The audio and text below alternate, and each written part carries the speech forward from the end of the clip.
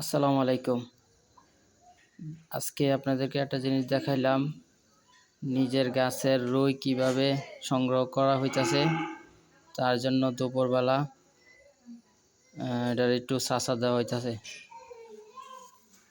দুপুরের পরে তারপরে হইল কিনা সকালের পালা।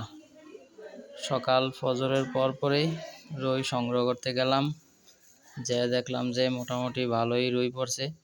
তার মাঝখান দিয়ে আবার আমাদের রুই আবার চুরি করে নেগা। প্রতিদিন রুই চুরি করে নিয়ে যায়। তার জন্য প্রতিদিন 10টার দিকে একবার নামাইলাই, 10টার দিকে একবার নিয়ে আসি। তারপরে আবার সকালে যদি নসিবে থাকবো এই আশা নিয়ে রাই। তা আজকে দেই যে আবার রইছে, আজকে আবার নেয় নাই চোরে। তো সকাল বিকাল মিললা এক একটা গাছে প্রায় 3 কেজির মতন রুই হয় আর কি। 2টা গাছ থেকে প্রায় 5 কেজি 5-6 কেজি হয়।